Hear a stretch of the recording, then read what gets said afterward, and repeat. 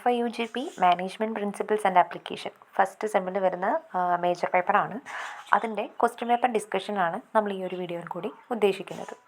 Okay, അപ്പോൾ നമ്മൾ ഇതിൻ്റെ ആദ്യത്തെ പാർട്ടിൽ സെക്ഷൻ എയിലുള്ള 10 ക്വസ്റ്റ്യൻസാണ് നമ്മൾ ഡിസ്കസ് ചെയ്യുന്നത്. അപ്പോൾ എല്ലാവരും ഒന്ന് നോട്ട് ഡൗൺ ചെയ്ത് വയ്ക്കുക. ആദ്യത്തെ ക്വസ്റ്റ്യൻ ചോദിച്ചിരിക്കുന്നത് write down any 3 principles of Fayol. നമുക്കറിയാം Fayol father of modern management തിയറിയുടെ ഫാദറായിട്ട് അറിയപ്പെടുന്ന ആളാണ് ഹെൻറി ഫയോൾ. ഓക്കെ, അപ്പോൾ അദ്ദേഹം മാനേജ്മെൻറ്റിൽ കുറേ പ്രിൻസിപ്പിൾസ് കോൺട്രിബ്യൂട്ട് ചെയ്തിട്ടുണ്ട്.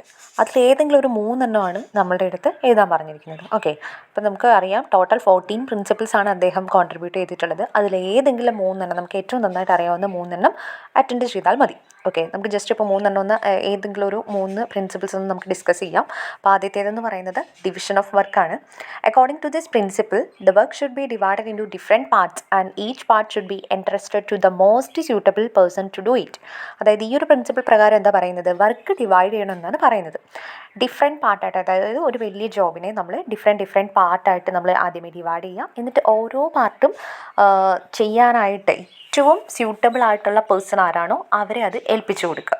ഓക്കെ, അപ്പോൾ ഈ ഒരു പ്രിൻസിപ്പിൾ വഴി അല്ലെങ്കിൽ വർക്ക് ഡിവൈഡ് ചെയ്യുന്നതിൽ കൂടി സ്പെഷ്യലൈസേഷൻ എന്ന് പറയുന്ന ഒരു കാര്യത്തിനാണ് അദ്ദേഹം കൂടുതൽ ഫോക്കസ് കൊടുക്കുന്നത്. ഓക്കെ, അതായത് ഒരാൾക്ക് തന്നെയായിരിക്കും, അതായത് ആരാണോ മോസ്റ്റ് സ്യൂട്ടബിൾ ആയിട്ടുള്ള പേഴ്സൺ അയാൾക്കായിരിക്കും ആ വർക്കിൻ്റെ ഓരോ പാർട്ടും കൊടുക്കുന്നത്. ഓക്കെ, അപ്പോൾ അയാൾക്ക് ആ സെയിം ജോബ് തന്നെ റിപ്പീറ്റഡ് ആയിട്ട് ചെയ്യുന്ന സമയത്ത് എന്തായിരിക്കും, അതിൽ അയാൾ സ്പെഷ്യലൈസ്ഡ് ആവും, എക്സ്പേർട്ടായി മാറും. ഓക്കെ, രണ്ടാമത്തെ പ്രിൻസിപ്പിൾ എന്ന് പറയുന്നത് unity of command. According to this principle an employee should receive orders from one superior only.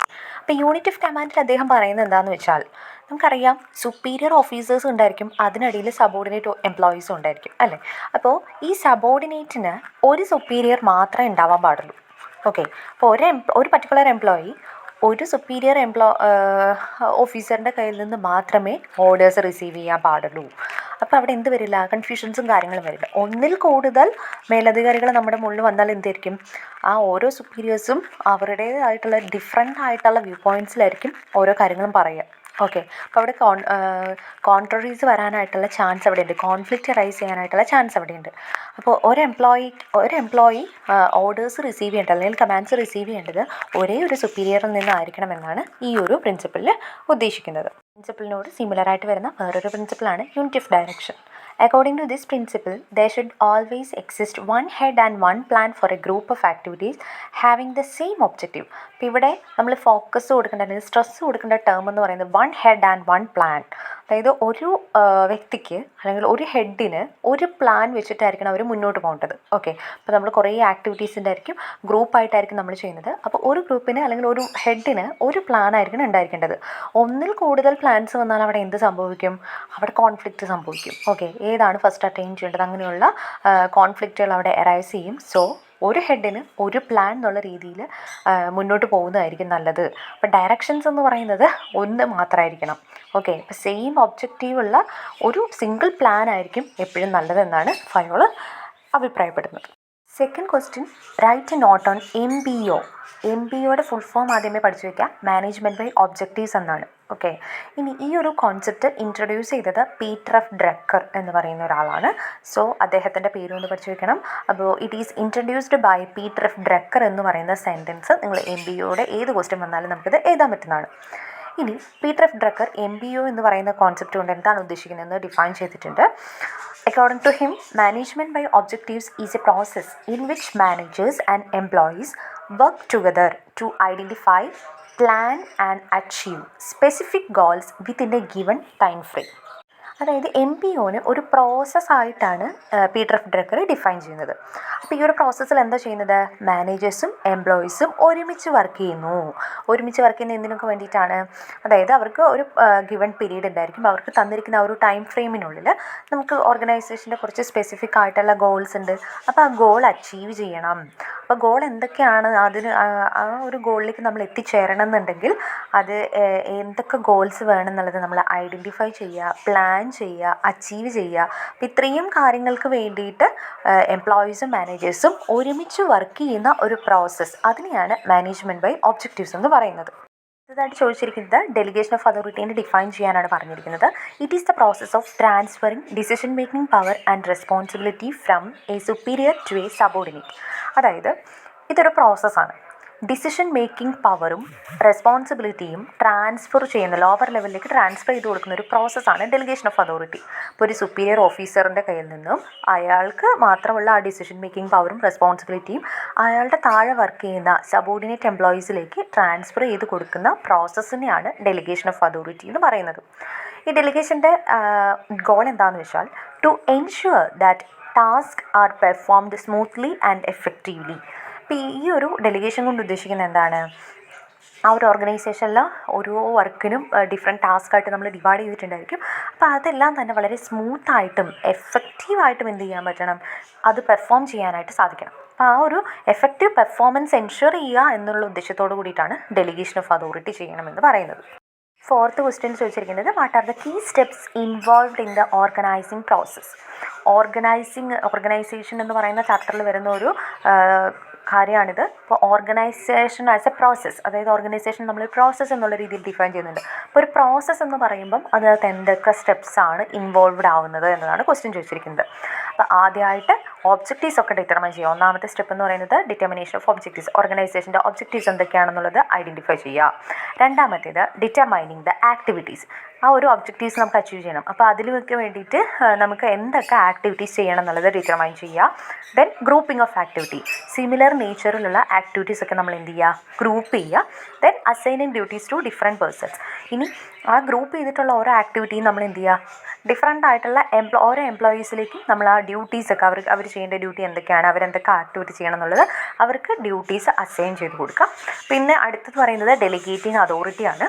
അതായത് സുപ്പീരിയർ ഓഫീസേഴ്സ് സബോർഡിനേറ്റ് എംപ്ലോയീസിലേക്ക് എന്ത് ചെയ്യുക? അവരുടെ അതോറിറ്റി ഡെലിഗേറ്റ് ചെയ്ത് കൊടുക്കുക. അപ്പോൾ സബോർഡിനേറ്റിന് എന്ത് ചെയ്യാൻ പറ്റും? അവരുടെ വർക്ക് കുറച്ചും കൂടി ഫ്രീ ആയിട്ട് ചെയ്യാനായിട്ട് സാധിക്കും. ഓക്കെ, അവർക്ക് തന്നെ റൂട്ടീൻ മാറ്റേഴ്സിൽ അവർക്ക് എപ്പോഴും ഈ സുപ്പീരിയർ ഓഫീസേഴ്സിനും കോൺടാക്ട് ചെയ്യേണ്ട ആവശ്യം വരുന്നില്ല. അവർക്ക് തന്നെ അവിടെ ഡിസിഷൻസ് എടുക്കാൻ സാധിക്കുന്നുണ്ട്. ലാസ്റ്റത്തെ സ്റ്റെപ്പായിട്ട് പറയുന്നത് കോർഡിനേഷനാണ്. അതായത് ഈ ഡിഫറെൻറ്റ് പേഴ്സൺസ് കുറേ ഡ്യൂട്ടീസ് ചെയ്യുന്നുണ്ട്. അപ്പോൾ ഇതെല്ലാവരുടെ വർക്കും കൂടി നമ്മൾ എന്ത് ചെയ്യണം? കോർഡിനേറ്റ് ചെയ്ത് കൊണ്ടുപോവുക. Fifth question is define authoritarian leadership. Authoritarian leadership is also known as autocratic leadership. Autocratic leadership എന്നുകൂടി ഇത് അറിയപ്പെടുന്നുണ്ട്. ഓക്കെ, അപ്പോൾ ഇത് one of the most important type of leadership സ്റ്റൈലാണ്. Where the leader has complete control and authority over their subordinates and demand unquestioning obedience. അപ്പോൾ ഇവിടെ എന്താണ് ഈ ഒരു സ്റ്റൈലിൽ ലീഡർ അവിടെ എങ്ങനെയായിരിക്കും? ലീഡർക്കായിരിക്കും കംപ്ലീറ്റ് കൺട്രോളും അവിടെ ഉണ്ടായിരിക്കും. ഓക്കെ, അപ്പോൾ ലീഡർക്ക് അവിടെ കംപ്ലീറ്റ് ആയിട്ടുള്ള കൺട്രോളും ഉണ്ട്, അതോറിറ്റി ഉണ്ട്. അവരുടെ സബോർഡിനേറ്റ്സിന് മേലെ, അവരുടെ താഴെയുള്ള എംപ്ലോയീസിന് മേലെ കംപ്ലീറ്റ് കൺട്രോൾ ആൻഡ് അതോറിറ്റി എന്ന് പറയുന്നത് ലീഡർക്ക് ഉണ്ടായിരിക്കും. ഇനി അതുപോലെ തന്നെ ഈ ഒരു സ്റ്റൈൽ പ്രകാരം അവിടെ ലീഡേഴ്സ് ഡിമാൻഡ് ചെയ്യുന്ന എന്താണ്? അൺക്വസ്റ്റനിങ് ഒബീഡിയൻസ്. ദാറ്റ് മീൻസ് അവിടെ സബോർഡിനേറ്റിനോട് അവർ എന്താണോ ഓർഡർ ചെയ്തിട്ടുള്ളത് അതേ കാര്യം അവർ ഒരു ക്വസ്റ്റ്യൻസും കൂടാതെ അവരത് പെർഫോം ചെയ്യുക. ഓക്കെ, അപ്പോൾ അവിടെ ഒബീഡിയൻസ് ആണ്, ഒരു ക്വസ്റ്റ്യനും ചോദിക്കാണ്ട് അവർ അനുസരിക്കുക. അതാണ് ഇവിടെ ഉദ്ദേശിക്കുന്നത്. ഓക്കെ, അപ്പോൾ ഈ ഒരു ലീഡർഷിപ്പ് സ്റ്റൈലിനെയാണ് അതോറിറ്റേറിയൻ അല്ലെങ്കിൽ ഓട്ടോക്രാറ്റിക് ലീഡർഷിപ്പ് എന്ന് പറയുന്നത്. What is McGregor's theory Y? നമുക്കറിയാം മക്ഗ്രിഗേഴ്സിന് തിയറി എക്സും ഉണ്ട്, തിയറി വൈയും ഉണ്ട്. അപ്പോൾ തിയറി വൈ ആണ് ചോദിച്ചിരിക്കുന്നത്. It is A management style that assumes employees R self motivated, capable and enjoy there work. അപ്പോൾ തിയറി വൈ പ്രകാരം മക്ഗ്രിഗർ പറയുന്ന കാര്യം എന്താണ്? ഈ ഒരു കോൺസെപ്റ്റിൽ എംപ്ലോയീസ് എല്ലാവരും തന്നെ സെൽഫ് മോട്ടിവേറ്റഡ് ആണ്. അതുപോലെ തന്നെ അവരെല്ലാവരും തന്നെ വർക്ക് എൻജോയ് ചെയ്ത് ചെയ്യാൻ കഴിവുള്ള, ക്യാപ്പബിൾ ആയിട്ടുള്ള, സെൽഫ് മോട്ടിവേറ്റഡ് ആയിട്ടുള്ള ആൾക്കാരായിരിക്കും എംപ്ലോയീസ് എന്നാണ് ഈ ഒരു തിയറി പ്രകാരം പറയുന്നത്. In theory why, managers encourage employees to take on more responsibility and believe that employees are motivated by factors other than just money. അപ്പോൾ തിയറി വൈയിൽ പറയുന്നത് എന്താണെന്ന് വെച്ചാൽ മാനേജേഴ്സൊക്കെ എന്ത് ചെയ്യും? അവരുടെ എംപ്ലോയീസിനെ കൂടുതൽ റെസ്പോൺസിബിലിറ്റീസ് ഏറ്റെടുക്കുന്നതിന് വേണ്ടി അവരെ ഒന്നുകൂടി ഒന്ന് എൻകറേജ് ചെയ്യും. അതുപോലെ തന്നെ മാനേജേഴ്സിന് അവരുടെ എംപ്ലോയീസിന് മേലൊരു വിശ്വാസം ഉണ്ടായിരിക്കും. ഓക്കെ, അതായത് അവർ ജസ്റ്റ് പണത്തിന് വേണ്ടി മാത്രമല്ല വർക്ക് ചെയ്യുന്നത്, മറ്റുള്ള ഫാക്ടേഴ്സ് വഴി മോട്ടിവേറ്റഡ് ആയിക്കൊണ്ടാണ് അവർ വർക്ക് ചെയ്യുന്നത് എന്നുള്ളൊരു ബിലീവ് അവരുടെ മേലെ ഉണ്ടായിരിക്കും. ഓക്കെ, അപ്പോൾ ഈ തിയറി വൈ എന്ന് പറയുന്നത് തിയറി എക്സിൻ്റെ ജസ്റ്റ് ഓപ്പോസിറ്റ് കോൺസെപ്റ്റ് ആണെന്നുള്ളത് ഒന്ന് ഓർത്ത് വയ്ക്കുക. What is MBE? MBE means management by exception. Full form ഒന്ന് പഠിച്ചു വെക്കണം. ഇനി MBE എന്താണെന്ന് നോക്കാം. It is a business management strategy that involves managers only intervening when there are significant deviations from the plan. അതായത് ഇതൊരു ബിസിനസ് മാനേജ്മെൻറ്റ് സ്ട്രാറ്റജിയാണ്. അപ്പോൾ ഇതിൽ ചെയ്യുന്ന കാര്യം എന്താണ്? മാനേജേഴ്സ് എല്ലാ കാര്യങ്ങളും ഇൻ്റർഫിയർ ചെയ്യില്ല. ഓക്കെ, അപ്പോൾ മാനേജേഴ്സ് അവിടെ ഇൻ്റർവ്യൂ ചെയ്യുന്ന അല്ലെങ്കിൽ ഇൻ്റർഫിയർ ചെയ്യുന്നത് എപ്പോൾ മാത്രമായിരിക്കും, അവർ നമ്മൾ പ്ലാൻ ചെയ്ത് വെച്ചിട്ടുള്ള കാര്യങ്ങളുണ്ടായിരിക്കുമല്ലോ, ആ പ്ലാനിൽ നിന്നും വേരിയേഷൻസ് സംഭവിക്കുമ്പോൾ മാത്രമല്ല, അതും വളരെ ഇമ്പോർട്ടൻ്റ് ആയിട്ടുള്ള സിഗ്നിഫിക്കൻ്റ് ആയിട്ടുള്ള വേരിയേഷൻസ് വരുമ്പോൾ മാത്രമേ മാനേജേഴ്സ് അവിടെ ഇൻ്റർഫിയർ ചെയ്യുള്ളൂ. ഓക്കെ, അപ്പോൾ ആ ഒരു കോൺസെപ്റ്റിനെയാണ് മാനേജ്മെൻറ്റ് ബൈ എക്സെപ്ഷൻ എന്ന് പറയുന്നത്. അപ്പോൾ ഇവിടെ മാനേജേഴ്സ് ഡേ ടു ഡേ അല്ലെങ്കിൽ ഡെയിലി റുട്ടീൻ മാറ്റേഴ്സിലൊന്നും എന്ത് ചെയ്യില്ല, ഇൻ്റർഫിയർ ചെയ്യില്ല. സിഗ്നിഫിക്കൻ്റ് ആയിട്ടുള്ള മാറ്റേഴ്സിൽ മാത്രമായിരിക്കും, അല്ലെങ്കിൽ പ്ലാനിൽ നിന്നും സിഗ്നിഫിക്കൻ്റ് ഡീവിയേഷൻസ് വരുന്ന സമയത്ത് മാത്രമായിരിക്കും അവർ ഇൻ്റർവ്യൂ ചെയ്യുക. What is the role of communication in conflict management? Conflict management ചെയ്യുന്ന സമയത്ത് കമ്മ്യൂണിക്കേഷൻ്റെ റോൾ എന്താണ്, അല്ലെങ്കിൽ കോൺഫ്ലിക്റ്റ് മാനേജ്മെൻറ്റിൽ കമ്മ്യൂണിക്കേഷൻ്റെ റോൾ എന്താണെന്നാണ് ക്വസ്റ്റ്യൻ ചോദിച്ചിരിക്കുന്നത്. അപ്പോൾ നമുക്ക് കോൺഫ്ലിക്റ്റ് മാനേജ്മെൻറ്റിനെ പറ്റിയിട്ടൊരു ഐഡിയ വേണം. അതായത് കോൺഫ്ലിക്റ്റ് എന്ന് പറഞ്ഞാൽ എന്താ, വഴക്കുകൾ ഉണ്ടാവുക, അല്ലെങ്കിൽ തർക്കങ്ങൾ ഉണ്ടാവുക. ഇപ്പോൾ ഒരു ഓർഗനൈസേഷനിൽ പല നേച്ചറിലുള്ള അല്ലെങ്കിൽ ക്യാരക്ടറുള്ള ഡിഫറെൻറ്റ് പേഴ്സൺസ് ആയിരിക്കും വർക്ക് ചെയ്യുന്നത്. ഓക്കെ, അപ്പോൾ അവർ തമ്മിൽ കോൺഫ്ലിക്റ്റുകളൊക്കെ അറൈസ് ചെയ്യാനായിട്ടുള്ള ചാൻസ് ഉണ്ട്. ക്ലിയർ? അപ്പോൾ ഈ കോൺഫ്ലിക്റ്റ് എന്ത് ചെയ്യണം, ഒരു ഓർഗനൈസേഷനിൽ ആ കോൺഫ്ലിക്റ്റ് കണ്ടിന്യൂ ചെയ്ത് പോകാൻ പാടില്ല. അതിന് കറക്റ്റായിട്ട് ഹാൻഡിൽ ചെയ്ത് അത് മാനേജ് ചെയ്ത് അത് സോൾവ് ചെയ്ത് പോകാനായിട്ട് സാധിക്കണം. അപ്പോൾ കമ്മ്യൂണിക്കേഷൻ ഇതിനുള്ളിലുള്ള റോൾ എന്താണ്? Effective communication is the Lynch pin of the successful conflict management within any organisation. അപ്പോൾ കമ്മ്യൂണിക്കേഷൻ, എഫക്റ്റീവ് ആയിട്ടുള്ള കമ്മ്യൂണിക്കേഷൻ ഉണ്ടെങ്കിലേ സക്സസ്ഫുൾ ആയിട്ട് നമുക്ക് എന്ത് ചെയ്യാൻ പറ്റുള്ളൂ, കോൺഫ്ലിക്റ്റ് മാനേജ്മെൻറ്റ് നടത്താനായിട്ട് സാധിക്കുള്ളൂ. ഓക്കെ, അപ്പോൾ നമുക്കിപ്പോൾ അറിയാം, ഒരു വഴക്കുണ്ടായാലും നമ്മൾ പറഞ്ഞു തീർക്കണം. അതുപോലെ തന്നെ ഓക്കെ, ഓർഗനൈസേഷൻ്റെ കേസിലും അതുപോലെ തന്നെ. അപ്പോൾ എഫക്റ്റീവ് ആയിട്ടുള്ള കമ്മ്യൂണിക്കേഷൻ എന്ന് പറയുന്നത് ഇറ്റ് ഈസ് എസെൻഷ്യൽ എന്നാണ് പറയുന്നത്. Regularly practising communication techniques not only resolves immediate disagreement but also strengthens interpersonal relationships and enhances organisational culture. അപ്പോൾ ഇവിടെ എന്താ പറയുന്നത്, റെഗുലറായിട്ട് നമ്മൾ കമ്മ്യൂണിക്കേഷൻ ടെക്നിക്സ് ഒക്കെ പ്രാക്ടീസ് ചെയ്യുന്നത് എന്തിനൊക്കെ നമ്മളെ ഹെൽപ്പ് ചെയ്യുന്നുണ്ട്, ആ ഒരു ഓർഗനൈസേഷനിൽ ഡിസഗ്രിമെൻറ്റ്സ്, പരസ്പരമുള്ള തർക്കങ്ങളൊക്കെ വരുമ്പോൾ അത് റിസോൾവ് ചെയ്യുന്നതിന് വേണ്ടി ഹെൽപ്പ് ചെയ്യുന്നുണ്ട്. അതുപോലെ തന്നെ പരസ്പരമുള്ള അവിടുത്തെ ഓർഗനൈസേഷൻ എംപ്ലോയീസിൽ പേഴ്സണൽ റിലേഷൻഷിപ്പ് ഒന്നും കൂടി സ്ട്രെങ്തൻ ചെയ്യുന്നതിന് വേണ്ടി ഹെൽപ്പ് ചെയ്യുന്നുണ്ട്. ഓർഗനൈസേഷണൽ കൾച്ചർ ഒന്നുകൂടി എൻഹാൻസ് ചെയ്യുന്നതിന് വേണ്ടിയിട്ടും കൂടി ഹെൽപ്പ് ചെയ്യുന്നുണ്ട്. What are the key factors affecting business ethics in the workplace? അപ്പോൾ അത് വർക്ക് പ്ലേസിലെ ബിസിനസ് എത്തിക്സിനെ എഫക്റ്റ് ചെയ്യുന്ന കീ ഫാക്ടേഴ്സ് എന്തൊക്കെയാണ്? അപ്പോൾ അവിടെ പോയിൻറ്റ് വൈസ് ആയിട്ട് എഴുതിയാലും മതി. കുറേ അധികം പോയിൻറ്റ്സ് ഉണ്ട്. സോ 2-3 മാർക്കിനുള്ള ക്വസ്റ്റ്യൻ ആയതുകൊണ്ട് തന്നെ നമ്മൾ എന്ത് ചെയ്താൽ മതി, പോയിൻറ്റ്സ് ഒന്ന് ലിസ്റ്റ് ഔട്ട് ചെയ്ത് എഴുതിയാലും മതി. അപ്പോൾ വർക്ക് പ്ലേസിൽ എത്തിക്സ് എന്ന് പറയുമ്പോൾ അതിനെ എഫക്റ്റ് ചെയ്യുന്ന കാര്യങ്ങൾ എന്തൊക്കെയായിരിക്കും? ആ ഒരു ഓർഗനൈസേഷൻ ഫോളോ ചെയ്യുന്ന ആ ഓർഗനൈസേഷൻ ഒരു കൾച്ചർ ഉണ്ടായിരിക്കും, അത് അഫക്റ്റ് ചെയ്യുന്നുണ്ട്. അതുപോലെ ഇൻഡിവിജ്വൽ വാല്യൂസ്, അവിടെ വർക്ക് ചെയ്യുന്ന എംപ്ലോയീസിൻ്റെയും മാനേജേഴ്സിൻ്റെ അങ്ങനെ എല്ലാവരുടെയും വാല്യൂസും മോറൽസും അഫക്റ്റ് ചെയ്യുന്നുണ്ടായിരിക്കും. Leadership behaviour, leadership styles different ആയിട്ടുള്ളതുണ്ട്, അത് അഫക്റ്റ് ചെയ്യുന്നുണ്ട്. ഇൻഡസ്ട്രി നോംസ്, ലീഗൽ റെഗുലേഷൻ, ലീഗലായിട്ട് വരുന്ന കുറേ റൂൾസ് ആൻഡ് റെഗുലേഷൻസ് ഉണ്ടായിരിക്കും. ആ ഇൻഡസ്ട്രി ഫോളോ ചെയ്യുന്ന കുറച്ച് പോളിസീസ് ഉണ്ടാവാം. സോഷ്യൽ പ്രഷേഴ്സ്, ഇപ്പോൾ നമ്മളൊരു സൊസൈറ്റിയിലായിരിക്കും ഫങ്ഷൻ ചെയ്യുന്നത്. സോ ആ ഒരു സൊസൈറ്റി എന്താണോ അവിടെ അവർ കൂടുതൽ പ്രാധാന്യം കൊടുക്കുന്ന കാര്യങ്ങൾക്ക് അനുസരിച്ചുകൊണ്ട് നമ്മളും അവിടെ എന്ത് ചെയ്യേണ്ടതായിട്ട് വരും, അങ്ങനെയുള്ള എത്തിക്സ് ഫോളോ ചെയ്യേണ്ടതായിട്ട് വരും. Company policies, economic condition, technological advancement, personal code of ethics of എംപ്ലോയീസിന് ഒരു പേഴ്സണൽ കോഡ് ഉണ്ടായിരിക്കും, എത്തിക്സ് ഉണ്ടായിരിക്കും. നമുക്ക് സ്വമേധയാ തന്നെ നമുക്ക് കുറച്ച് എത്തിക്കലായിട്ടുള്ള കുറേ ബിലീഫ്സും കാര്യങ്ങളൊക്കെ ഉണ്ടായിരിക്കും. ഇതെല്ലാം തന്നെ എന്തിനെ അഫക്റ്റ് ചെയ്യുന്നുണ്ട്, ബിസിനസ് എത്തിക്സിനെ അഫക്റ്റ് ചെയ്യുന്നുണ്ട്. 10th question, define contingency theory of leadership. ഇപ്പോൾ ലീഡർഷിപ്പിൽ കണ്ടിജൻസി തിയറി എന്താണ് ഉദ്ദേശിക്കുന്നത്? It States that effective leadership is contingent. Contingent means conditional എന്നൊക്കെ ഓർത്താൽ മതി. അപ്പോൾ ദി സിറ്റുവേഷൻ അറ്റ് ഹാൻഡ്.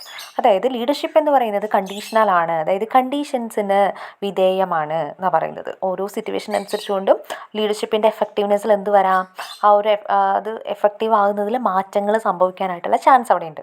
അപ്പോൾ according to this theory someone can be effective leader in one circumstance. അതായത് ഈ ഒരു തിയറി പ്രകാരം പറയുന്നത് എന്താണ്, ഒരു എഫക്റ്റീവ് ആയിട്ടുള്ള ലീഡർ ഒരു സിറ്റുവേഷനിൽ അയാൾ വളരെ എഫക്റ്റീവായിരിക്കും, അത് ഡീൽ ചെയ്യാനും ഹാൻഡിൽ ചെയ്യാനും അയാൾ വളരെ എഫിഷ്യൻ്റ് ആയിരിക്കും. പക്ഷെ വേറൊരു സിറ്റുവേഷനിൽ വേറൊരു സർക്കംസ്റ്റാൻസ് വരുന്ന സാഹചര്യത്തിൽ ചിലപ്പോൾ അയാൾക്ക് എന്ത് ചെയ്യാൻ പറ്റിയെന്ന് വരില്ല, ആ ഒരു സിറ്റുവേഷൻ ഡീൽ ചെയ്യാനായിട്ട് അയാൾ എഫക്റ്റീവായെന്ന് വരില്ല. അപ്പോൾ ചിലപ്പോൾ അയാൾ എന്തായി മാറും, ഇൻഎഫക്റ്റീവ് ലീഡറാവും. അപ്പോൾ ലീഡർഷിപ്പ് എന്ന് പറയുന്നത് കണ്ടീജൻ്റ് ആണ്, കണ്ടീഷണലാണ്. ഒരു സിറ്റുവേഷൻ അനുസരിച്ചുകൊണ്ടും അത് മാറിക്കൊണ്ടിരിക്കും. അപ്പോൾ ചില സിറ്റുവേഷനിൽ ലീഡേഴ്സ് എന്തായിരിക്കും, എഫക്റ്റീവ് ആയിരിക്കാം, ചില സിറ്റുവേഷൻസിൽ ചിലപ്പോൾ ഇൻഎഫക്റ്റീവായി മാറാം.